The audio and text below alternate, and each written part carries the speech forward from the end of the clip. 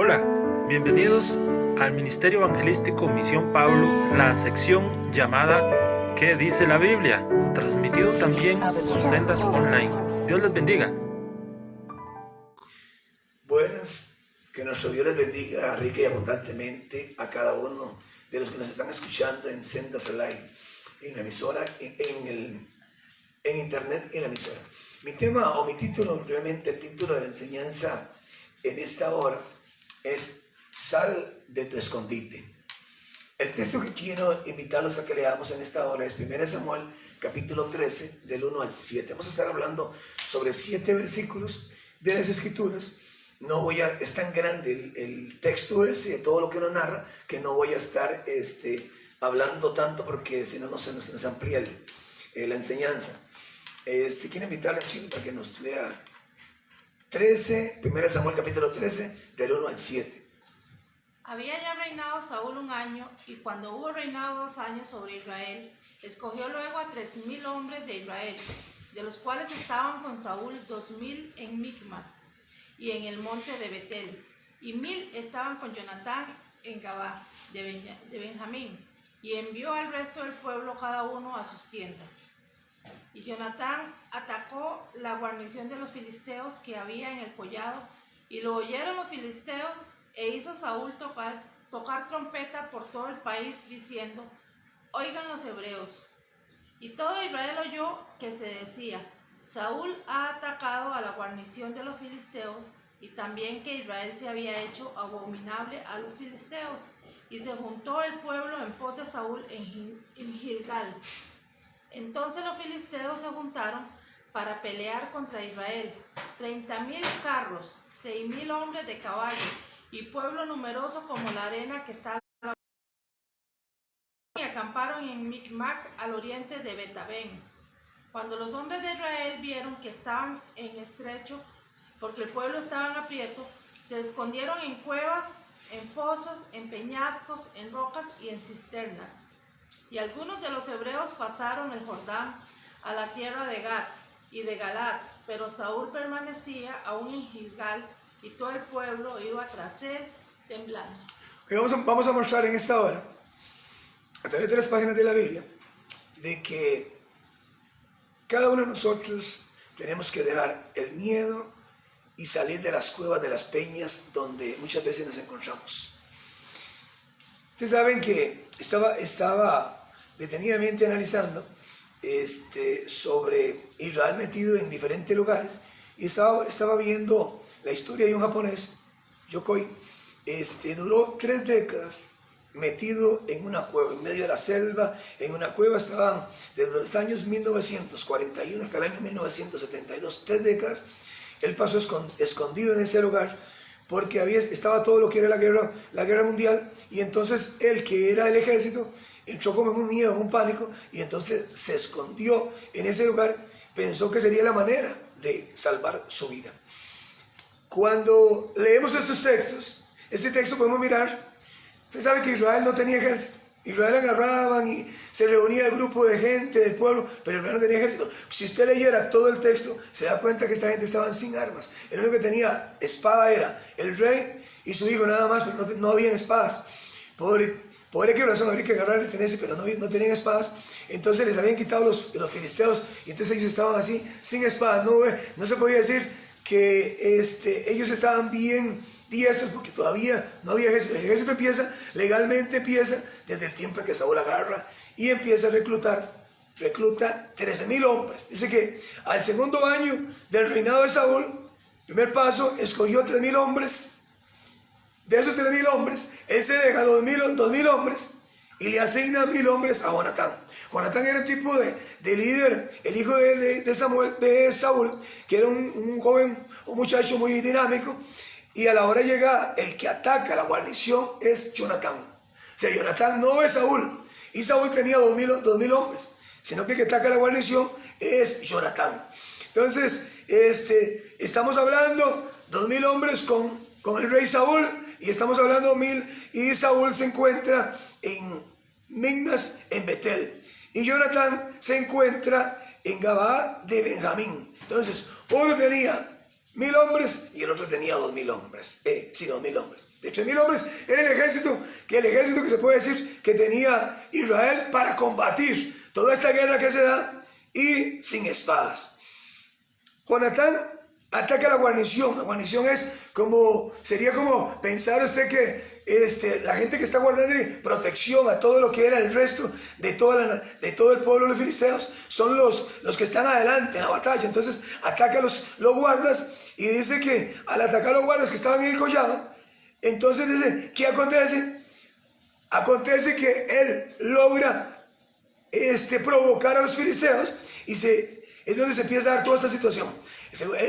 El quinto paso, Saúl empieza a tocar trompeta por todo Israel y dice lo que se hizo abominable. ¿A quién? A los judíos y a los filisteos, porque él ha atacado los filisteos, aunque el que los ha atacado es su hijo, pero como era el rey, entonces se echa toda la gloria, por si fue el hijo que hizo eso.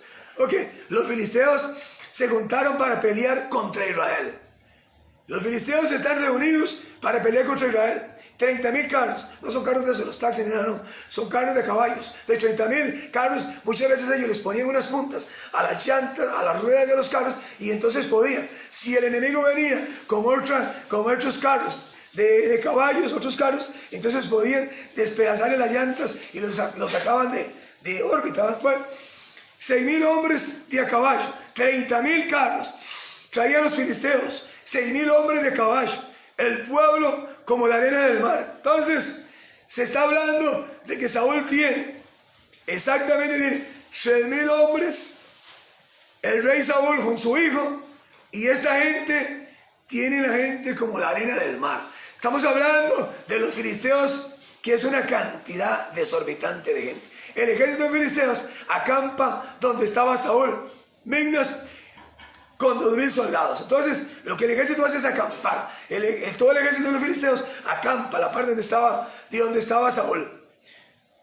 Verso 6. Cuando Israel vio en lo que se había metido, el rey Saúl y su hijo se escondieron. ¿Qué hicieron? Agarraron y se escondieron. Y cuando usted sigue leyendo el texto, ya no eran 3.000 hombres, entraron en un pánico, entraron en una situación tan fuerte que lo que hicieron fue que empezaron a irse. Recuerden ustedes, si usted sigue leyendo el texto, que Dios le había dicho a través del profeta Samuel que esperase 7 días y que después sacrificarse, y que aquí iba a sacrificar era Samuel.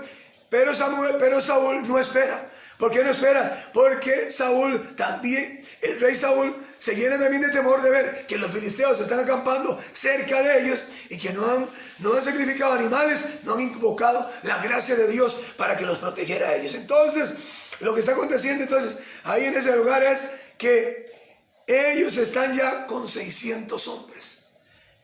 Ese ejército de 30.000 carros, ese ejército de 6.000 hombres de caballo, ese ejército como la arena del mar, estaba acampando alrededor del pueblo de Israel.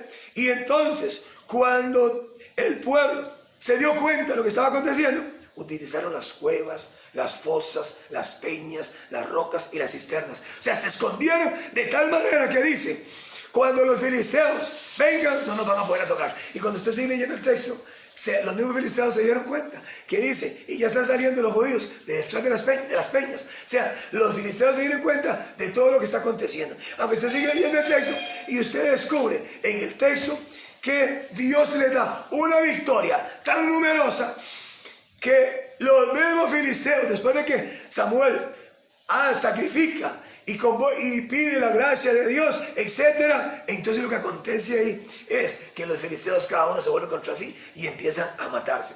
Pero lo que quiero llamarle poderosamente es como muchas veces cada uno de nosotros nos metemos en las cuevas. Dios nos llama a ministerio, nos metemos en las cuevas, en las fosas, en las peñas, en las rocas. Nos escondemos de la responsabilidad, del llamado de Dios que Dios nos ha hecho cada uno de nosotros. Ahora mucha gente se encuentra metida en las casas por el coronavirus, etc. Pero realmente esto que hizo Israel fue por miedo. Nunca Israel hizo esto porque tenían una seguridad de que Dios los fuera a guardar. No, fue por un temor, por una desconfianza que tenían ellos. Saúl permanece aún en Gilgal y todo el pueblo iba tras él temblando. Ustedes recuerdan que cuando Dios, a través del profeta Samuel, unge al rey. En él hay una unción totalmente diferente. Entonces, él va caminando hacia enfrentar a Gilgal, porque está toda esa problemática con los filisteos, y el pueblo iba atrás temblando. ¿Por qué iban temblando? Simple y sencillamente porque ellos no pensaron que iban a alcanzar la victoria. Ellos pensaron que ellos estaban peleando solos. Y cuando nos vamos a lo que es un poco la aplicación, ustedes saben que el miedo nos hace perder la confianza en Dios. Cuando usted tiene miedo, temor, de que usted se va a morir por el coronavirus, de que Dios lo está llamando, que no va a ser hecho bien, etc. Cuando usted entra en un miedo, usted pierde la confianza en Dios. Ya se no tiene aquella confianza que tenía antes, no, empieza a perder la confianza en Dios. El miedo nos limita, ya no podemos hacer aquello. Los filisteos se dieron cuenta que era tan grande el ejército que venía hacia ellos, y ellos con 600 soldados no iban a alcanzar la victoria. Entonces el miedo nos limita, el miedo nos hace perder la confianza de Dios, el miedo nos nubla la mente. Cuando una persona está con miedo, se nubla y no puede pensar. ¿Qué va a hacer entonces? Lo que acontece es que hace lo que hicieron ellos, esconderse para no enfrentar la realidad. El miedo nos hace temblar. Dice que todo el pueblo iba detrás de Saúl. Bueno, recuerden que eran 2.000 hombres, y que ya un montón se había retirado. Iban temblando. Saúl iba hacia adelante y ellos iban temblando detrás. ¿Cuál era el miedo? Que estaban sin lanzas, no podían enfrentar a los filisteos, y aparentemente Dios no iba con ellos, y por eso es que el mismo Saúl comete el error de sacrificar. Saúl no era sacerdote, era un rey, y el que se le asignó el sacrificar los animales para convocar la gracia, la misericordia de Dios, la benevolencia de Dios, la protección de Dios, era al sacerdote, él y al profeta, que también sacrificaba. Pero en este caso, él por miedo, el rey Saúl, por miedo de todo lo que se está dando, que el pueblo se le está esparciendo, entonces comete el error imperdonable. Y eso le trae más adelante, o eso le trae las consecuencias de que Dios le dice a través de Samuel: Dios ha proveído de un hombre para que tome el reinado. Entonces él perdió, por desobediente, perdió el reinado. El miedo nos hace temblar, el miedo nos hace escondernos de la realidad. Entonces el miedo nos hace escondernos de la realidad. ¿Qué está pasando? Bueno, el mismo miedo lo que hace es que no puedo mirar fresco, o sea, mi mente no está fresca, y entonces lo que hago es que me escondo de la realidad. Y entonces es más fácil estar escondido, metido en las cuevas, es más fácil estar metido detrás de las peñas, es más fácil estar metido entre las cisternas, es más fácil estar metido en la fosa para poder salvar mi vida. Usted sabe que dice la Biblia que quien intentare conservar la vida la perderá. Por eso uno tiene que vivir una vida linda, agradable, no preocuparse mucho, porque estamos esculpidos en el hueco de la mano de nuestro Dios. Dios dice en qué momento, en qué hora, a qué horas partimos y en qué momento, o si seguimos en esta tierra. La vida y la muerte están en nuestro Dios, no están en el coronavirus. El coronavirus es un virus que se va a llevar multitud de gente, pero realmente no está ahí. Es Dios el que determina y el que dice. Por eso necesitamos tener confianza plena en nuestro Dios, para que podamos caminar, seguir haciendo la obra, para que avancemos dentro del reino de nuestro Dios. Israel lo hizo así, de esconderse en las cuevas, como hace la avestruz. Ustedes saben que la avestruz es un animal bien grande, y la avestruz, cuando se siente, ¿cómo es que se llama? Cuando se llena de miedo, cuando ve que algún animal la va a perseguir, ella lo que hace, ese animalote tan grande, lo que hace es que agarra y hace un huequito en la tierra y esconde la cabeza.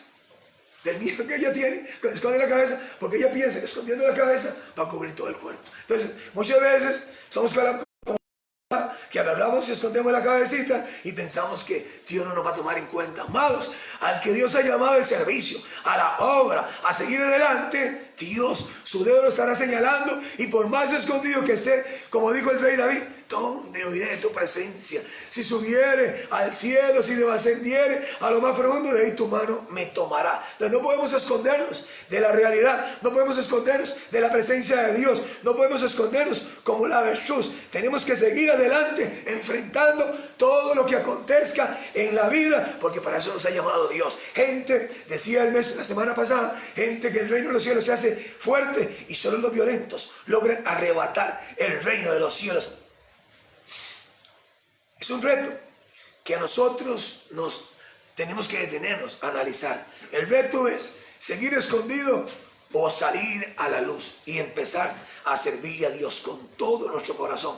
El virus no puede ser el temor. No tiene que haber nada que el temor de nosotros debe ser Dios. No es la naturaleza, no es el hombre. Que tenemos que temerles a Dios, porque Él es el Dios de dioses, el Rey de reyes, el Señor de señores, y en Él está la vida y en Él está la muerte. Entonces, mis amados, les dejo esta inquietud. Tenemos que salir a la realidad, salir de la cueva, de la peña donde estamos escondidos en el ministerio, por el miedo al coronavirus, lo que se esté dando en nuestras vidas, por miedo a los problemas, por miedo a montones de cosas. Salir y empezar a servirle a Dios con todo nuestro corazón. Ese es el corazón de Dios. Y Dios lo que quiere es que usted y yo le sirvamos y empecemos, nos levantemos y dejemos ya hace mucho tiempo que hemos entrado en esa pasividad y tenemos que entrar en una dimensión diferente para servirle al Dios Todopoderoso. Padre, te doy las gracias en esta hora, Señor. Bendigo tu presencia, Dios. Gracias, Señor Dios de todo poder. Tu palabra, Dios, cuando leemos tu palabra, Dios nos enseña, Señor, que tenemos que ser gente violenta, gente, Dios, que tomemos, Dios, las bendiciones y que no nos permanezcamos escondidos ni en el llamado, ni en esta situación que se nos está dando, que valientemente, Dios, nos enfrentemos a toda la situación, porque estamos esculpidos en el hueco de tu mano, y tú dices quién vive y quién muera. Por más que nos escondamos en los peñascos, en las fosas, de ahí tu mano nos sacará. Si tenemos que partir, vamos a partir. ¿Cuánta gente va a partir? Pero lo importante no es partir, lo importante es estar preparado para venir al encuentro contigo, Dios. Te bendigo, Padre, en el nombre de Jesús. Amén. Muchísimas gracias, mis amados hermanos.